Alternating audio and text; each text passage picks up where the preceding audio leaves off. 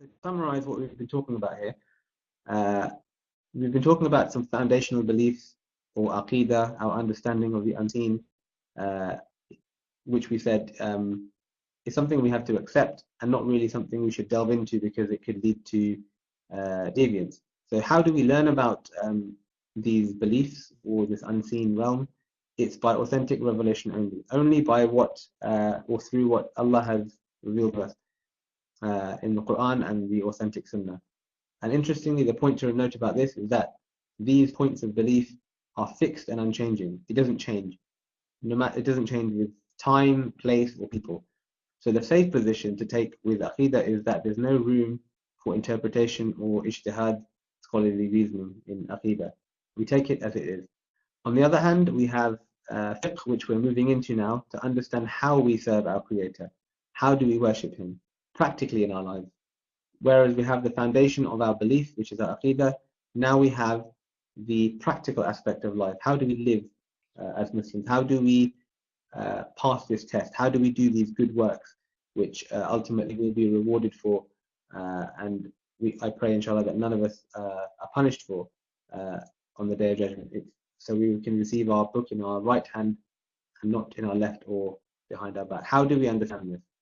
And this whole realm or this topic is informed by both revelation and reason. The important point to note being, and how it's different from Aqidah, is that it's evolving and changing. It's based on a change of time, of place and people.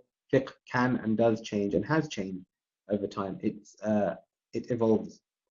So again, we need to look at, as we saw with the relationship between reason and revelation in Aqidah, how reason can take us up to a point, and then revelation has to complete the picture. In fiqh, it's kind of the other way around. We have revelation, and then where there is I don't want to say no revelation, but where the revelation is silent or there is room for interpretation, that's where reason comes in and completes the picture.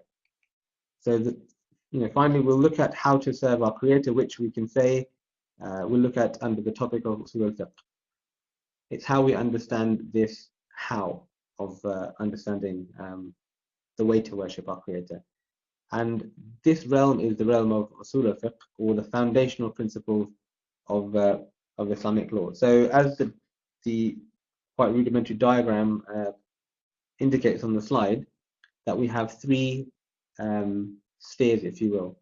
We have the source, we have the ruling, and we have the legal subject. So the direction of the arrows indicate where it comes from and where it ends up, or who it applies to. So the source ultimately is Allah. Then we have the ruling which comes from that source, and then the legal subject upon whom that ruling applies. So it's through this process that we understand how to worship our Creator. We understand where the injunction comes from, we understand what the injunction is, and then we understand who it applies to. So who has to do it? So ultimately we're getting into the realm of how do we do good deeds and avoid bad deeds. A quick note on the historical development of this science. I'm conscious of time, that we have about 10 minutes or so left, so I won't spend too long on this. Basically, the topic of usul al-fiqh did not exist during the time of the Prophet Muhammad ﷺ, as is the case with many of the sciences of Sharia. They developed over time as through successive generations, first the Sahaba, then the Tabi'un, and those after them, basically developed ways in which to stay true to the letter and the spirit of the Islamic message, to the Quran and to the Sunnah, and how best to understand that and how to apply it. So just through that you can see that there is both revelation and reason in place. The transmission of the Quran and the and the Hadith is the revelation, and then how to understand and interpret and apply that is the reason. And it's around this which the different schools of thought and everything developed. Obviously we don't have time to go into that today. So in the sources of guidance, this verse from Surah An-Nisa kind of summarizes how best to understand or obey our Creator. It says, يَا أَيُّهَا الَّذِينَ آمَنُوا أَطِيعُوا اللَّهَ وَأَطِيعُوا الرَّسُولَ وَأُولِي الْأَمْرِ مِنكُمْ فَإِنْ تَنَازَعْتُمْ فِي شَيْءٍ فردوا إلى الله والرسول إن كنتم تؤمنون بالله واليوم الآخر ذلك خير وأحسن تأويلا. O you who believe, pay heed unto God. So number one, God, and pay heed unto the apostle, i.e. the messenger, sallallahu alaihi wasallam, and unto those from among you who have been entrusted with authority. And if you are at variance over any matter, refer it unto God and the apostle. If you truly believe in God on the last day, this is best for you and best in the end. So I've highlighted in red the three sources, if you will. Now the interesting thing about this verse is that the word obey is mentioned twice. So we have أطيعوا الله وأطيعوا الرسول. So we have obey Allah and obey the messenger. So what we get from this, from the Arabic here, is that the obedience to the Prophet Muhammad ﷺ is in addition to the obedience to Allah. So it's not dependent on that, if you will. It's an independent obedience. So we obey Allah and we obey the messenger. But the point after that says, وَأُولِي الْأَمْرِ مِنكُمْ, and those among you who have been entrusted with authority. So that means, or how the scholars understand this, is that the obedience to those who have been entrusted with authority, i.e. the scholars, is not independent. It's dependent on the previous two sources, i.e. the obedience to Allah and the obedience to the messenger. So this is generally the framework in which usul al-fiqh developed. Also, we have the very famous hadith of Mu'adh ibn Jabal, where the Prophet Muhammad ﷺ, when he was sending him to Yemen, asked him how he would judge between the people. And Mu'adh ibn Jabal replied, firstly, in accordance with the Book of Allah. And then interestingly, the Prophet Muhammad ﷺ replied to him, but what if you don't find it in there? You know, if you have a matter to judge on and you don't find the answer in the Book of Allah. So what the Prophet Muhammad ﷺ is saying, that there might be things that aren't in the Book of Allah. That's very interesting. And then Mu'adh replied to this, according to the Sunnah of the Apostle of Allah, replied Mu'adh. And again, the Prophet Muhammad ﷺ is saying, what if you don't find it in there also? So again, there might be things that aren't in the Sunnah. And then the Prophet, to that, Mu'adh replied again, finally, I will exert my own opinion. So we have number one, again, in accordance to the verse we just saw, firstly, the Book of Allah, secondly, the Sunnah, and thirdly, opinion. So the Prophet ﷺ was very happy with this and said, thank God for assisting his apostle with what he loves. So he approved of this methodology that Mu'adh is going to follow. So very quickly, we have a diagram here outlining the sources of the Sharia. And again, because we're looking at the role of revelation and reason, we split them up into these two divisions here. So we have the Quran, the Sunnah, opinions of a companion. These are considered transmitted. So we take them as they are. It's a source and we take it. Of course, there's some interpretation involved, which we will look at in a bit, but technically they are transmitted. It's based on something that we received from the previous generations, i.e. the Quran is obviously transmitted, as is the Sunnah, as are the opinions of the Sahaba. The opinions of the Sahaba have obviously a certain weight because they were the companions, but it's important to note that they're not binding opinions in and of themselves. So if we have a difference of opinion amongst the companions on something, you can't really play one against the other and say one is stronger than the other because this was this Sahabi and that was another one. No, they're treated as equal weight. Then we have the rational or the aqli based sources of guidance. You have ijma, where scholars have consensus on something. We have legal analogy.